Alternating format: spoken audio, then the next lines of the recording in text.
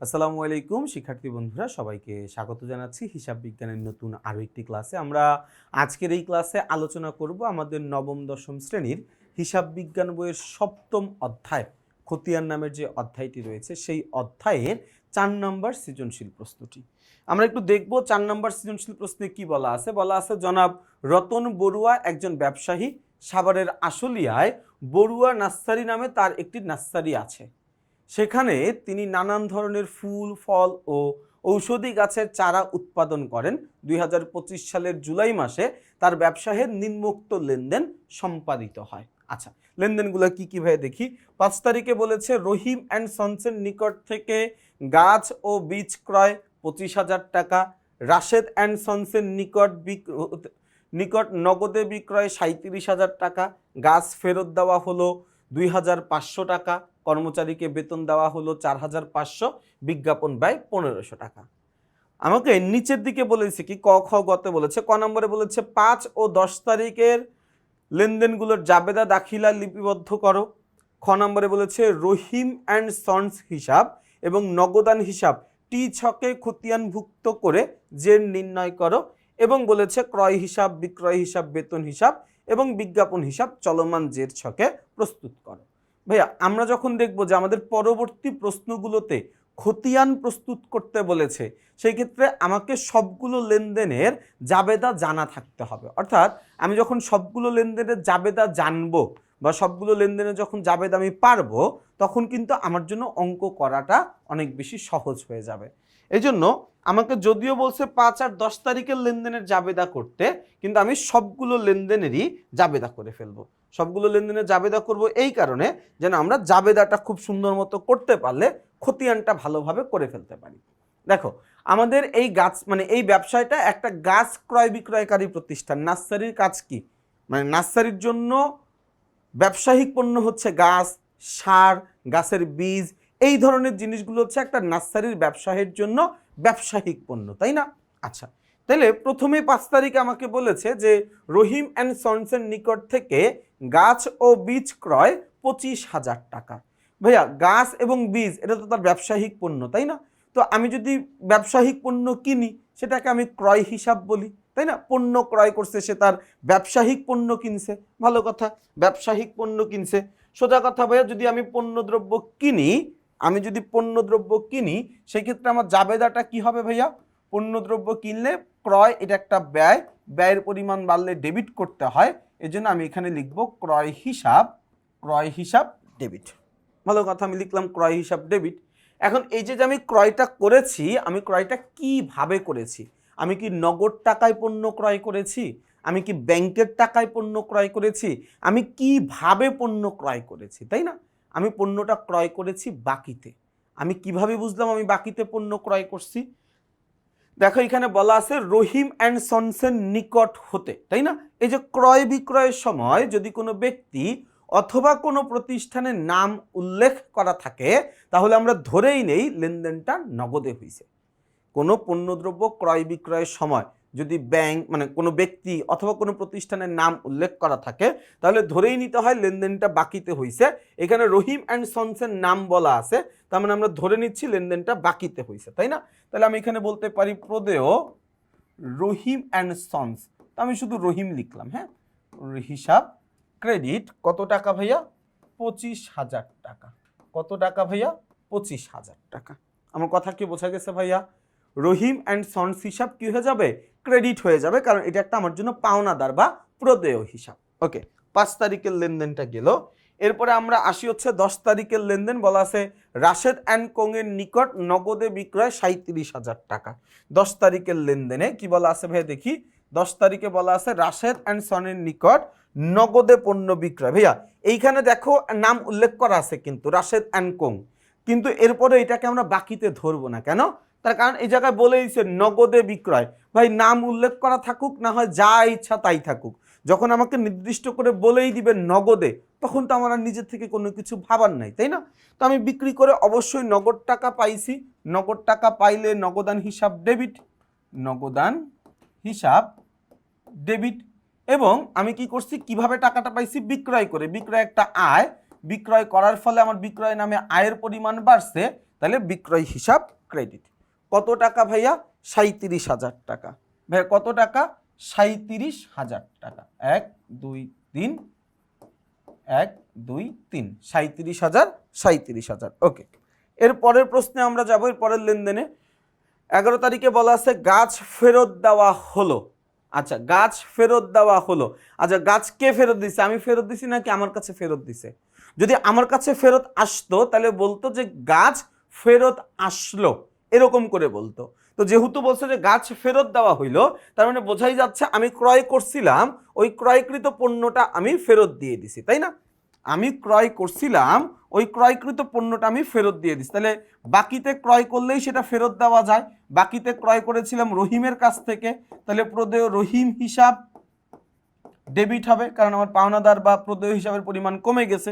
এবং ক্রয় ফেরত হিসাব ক্রেডিট, কারণ ক্রয় নামের ব্যয়ের পরিমাণটা আমার কমে গেছে, তাই না?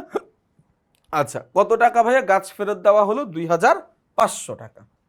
এখানে লিখলাম 2,500, এখানেও লিখলাম 2,500। কথাটা কি বোঝা গেছে ভাইয়া? আচ্ছা, এরপরে দেখো বলা আছে 30 তারিখে কর্মচারীর বেতন দেওয়া হলো 45,000 টাকা। 30 তারিখ কর্মচারীর বেতন দেওয়া হলো, বেতন হিসাব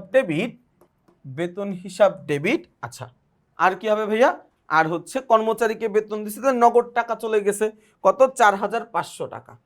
বেতন হিসাব ডেবিট এবং নগদান হিসাব ক্রেডিট।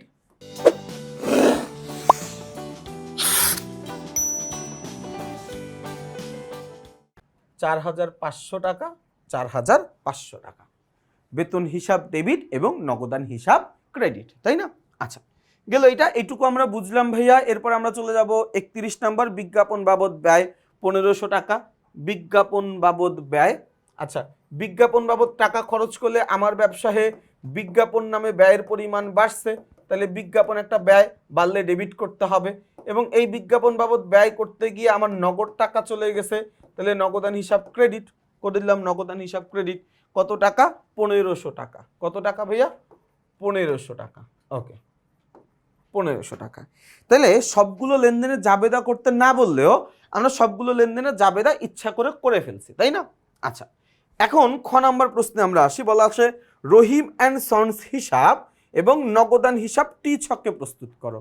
রহিম অ্যান্ড সন্স হিসাব এবং নগদান হিসাব প্রস্তুত করতে বলছে, তাই না?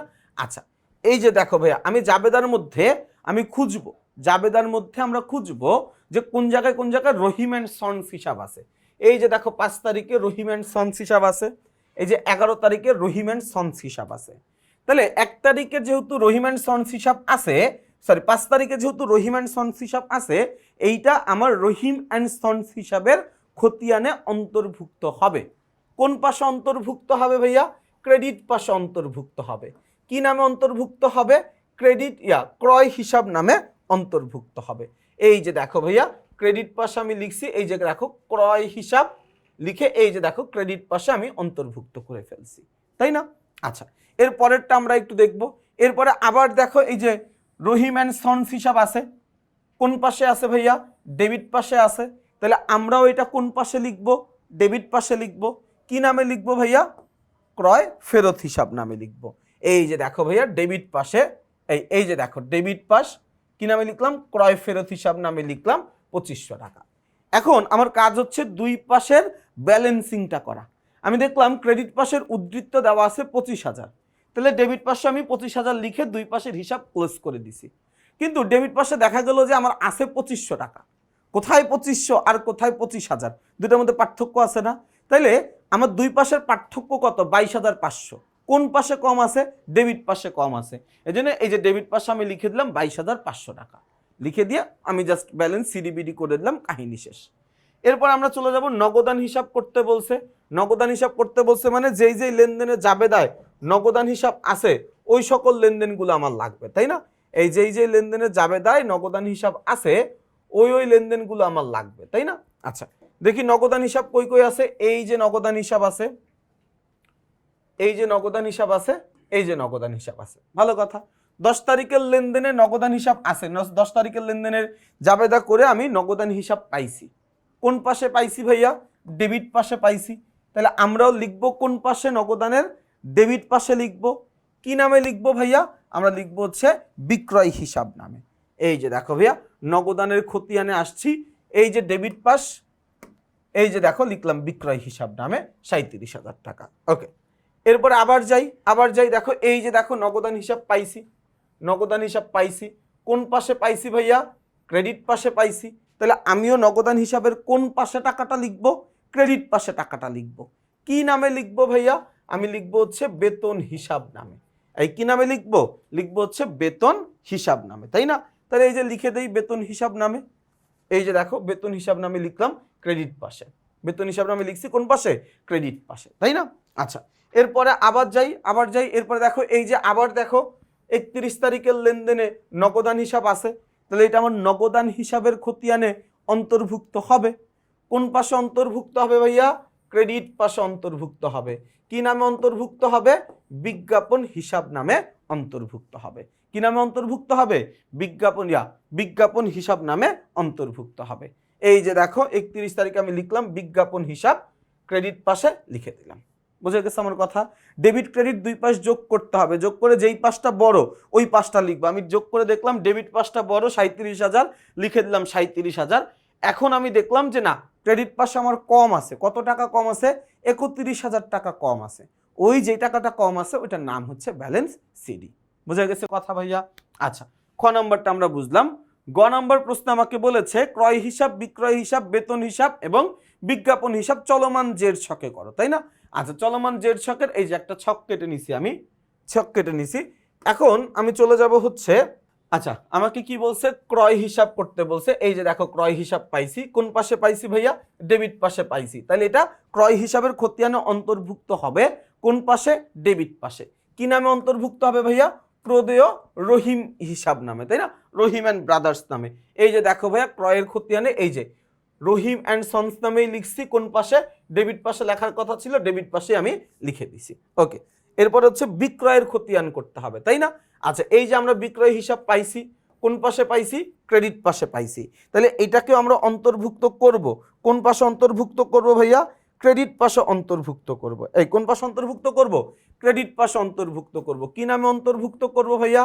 নগদান হিসাব নামে অন্তর্ভুক্ত করব। এই যে দেখো নগদান হিসাব নামেই লিখছি, এই যে ক্রেডিটের ঘরেই লিখছি, দেখছো? এই যে দেখো টাকার অঙ্কটা দেখো, ক্রেডিটের ঘরেই কিন্তু আমি এটা লিখে দিছি। ওকে, বেতন হিসাব করতে বলছে, দেখি বেতন হিসাব কোনটার মধ্যে আছে। এই যে বেতন হিসাব আছে, তাহলে এটা আমার বেতন হিসাবের খতিয়ানে আসবে। কোন পাশে আসবে ভাইয়া? ডেবিট পাশে আসবে। কি নামে আসবে ভাইয়া? নগদান হিসাব নামে আসবে, তাই না? তাহলে এই যে দেখো আমি লিখলাম এখানে নগদান হিসাব নামে। কোন পাশে? ডেবিট পাশে লেখার কথা। এই যে দেখো আমরা ডেবিট পাশে লিখে দিছি, তাই না? আচ্ছা, এরপরে কি খতিয়ান করতে বলছে? বিজ্ঞাপন হিসাব করতে বলছে। এই যে আমার বিজ্ঞাপন হিসাব আছে এখানে, কোন পাশে আছে? ডেবিট পাশে আছে। তাহলে আমি এটাকে কোন পাশে লিখবো? ডেবিট পাশে লিখবো। কি নামে? নগদান নামে লিখবো, তাই না? তাহলে এই যে দেখো আমি নগদান নামে, এই যে নগদান নামে আমি লিখে দিলাম, ডেবিট পাশে টাকাটা লিখে দিলাম, তাই না? তাহলে খতিয়ান করাটা খুব সহজ, একদমই কঠিন না। শুধু ছকটা কাটতে আমাদের অনেকে বোরিং ফিল হয় যে একই ছক বারবার কাটতে হচ্ছে, এটা একটু ঝামেলা মনে হইতে পারে। বাট এছাড়া কিন্তু খতিয়ান করাটা খুবই সহজ এবং আমরা কিন্তু খুব সুন্দরভাবে চাইলেই খতিয়ানটা তৈরি করে ফেলতে পারি। শুধু তোমাদের কাছে একটা অনুরোধ থাকবে, যখনই দেখবা যে পরবর্তী অঙ্কগুলোতে খতিয়ান প্রস্তুত করতে বলেছে, সেক্ষেত্রে তোমরা একটু জাবেদাটা আগে করে নিবা। জাবেদা করে খতিয়ান করলে আসলে ওই খতিয়ানে একদমই কোনো ভুল হওয়ার সম্ভাবনা থাকে না। তো 4 নম্বর সৃজনশীল প্রশ্নের ক্লাসটি আজকে এখানেই শেষ করছি। ইনশাল্লাহ আগামী ক্লাসে আমরা 5 নম্বর সৃজনশীল প্রশ্ন নিয়ে কথা বলবো। সেই পর্যন্ত সবাই ভালো থাকবা, সুস্থ থাকবা, আমার জন্য বেশি করে দোয়া করবা। আসসালামু আলাইকুম।